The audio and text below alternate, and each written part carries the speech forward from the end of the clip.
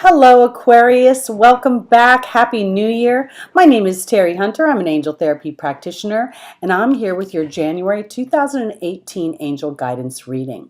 If you'd like to learn more about me and my services, or if you'd like to book a private session, please feel free to go to my website at www.teri, that's T-E-R-I, Hunter, Hunter.com. Okay, before I go into your reading, I want to talk about an astrological event that took place on December 20th, 2017. The planet Saturn moved into Capricorn, and planet Saturn is a slow-moving planet. It takes 29 and a half years to go through the whole zodiac sign. So those of you that are under 29 years old will be experiencing your first Saturn in Capricorn. And those of you that are over 29, you can probably look back and see what was going on at that period of time in your life. There's a very good possibility you'll be revisiting some of those dynamics. For Aquarius, it's going into your 12th house. Now, in astrology, the 12th house is sort of about completions. It's the end of the houses. It's the last house. It really represents karma. It delves into our spiritual beliefs, sometimes the occult, sometimes it's ruled by Neptune. It rules over Pisces. It's very watery feeling.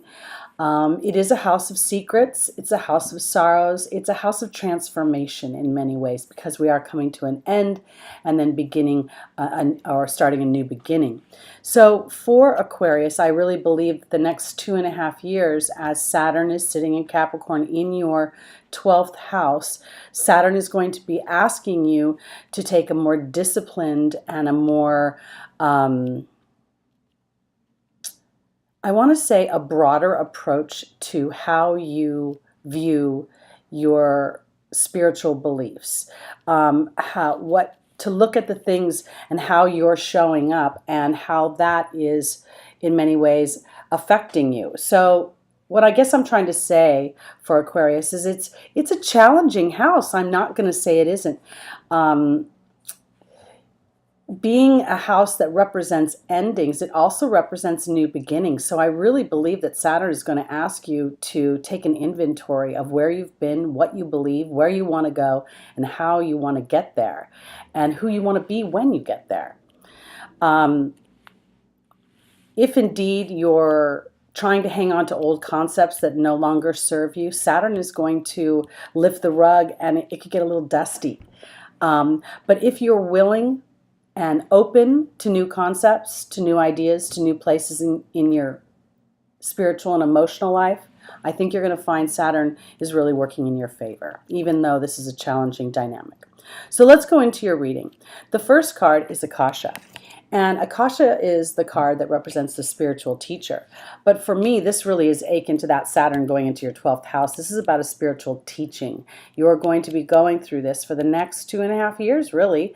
And it doesn't have to be something that you view as challenging. I've spent my whole life studying spirituality, and I find it incredibly gratifying. And as I've aligned my energy to my bigger intentions, I find that my challenges have become my opportunities. And speaking of that, I want to go into your opportunities or your obstacles. Astera is asking you to reach for the stars without compromise. And that's not about being rigid. It's actually about, again, digging deeper into what it is you want, where you want to be at the end of this 3-year cycle, 2.5-year cycle. Because Seraphina in the Angel's Advice is asking you to be vulnerable to that very dynamic, those dreams, those desires that you have, whatever you want to build and whatever you want to amass over these next 2 years. This may come as a result of a shift, what appears to be an ending, but yet is really a new beginning. Okay? Because in the final position, I have Archangel Michael, and he's asking you to have the courage to make these life changes, to do this sort of self-reflection, and to allow yourself, if indeed some of that reflection brings up more challenging emotions, sorrowful emotions, allow them in many ways to bubble up, and then allow them to be turned into, first I want to say, allow them to bubble up and let them out constructively. So if you're frustrated, find a way of releasing it from your body. Go for a run. take a boxing class, go to a smash room and hit some stuff around. It's all a very constructive way of releasing that emotion. I really think that as we go into 2018, as you allow for this sort of opening inside of your mind, you're going to find your road becomes easier. And the things that you want, the bigger things, the things that you may be afraid to even dream about, will start to, almost like planting a seed, you'll start to see a little bit of something sprout. And as you water it and nurture it fearlessly, and are willing to be a student during this time, I think you'll be happy at the end of this cycle. All right, Aquarius. Again, my name is Teri Hunter. I'm an angel therapy practitioner. And if you'd like to learn more about me and my services, please feel free to go to my website at www.terihunter.com. That's TERIHUNTER. Have a great January, Aquarius. I'll see you in February. Happy New Year.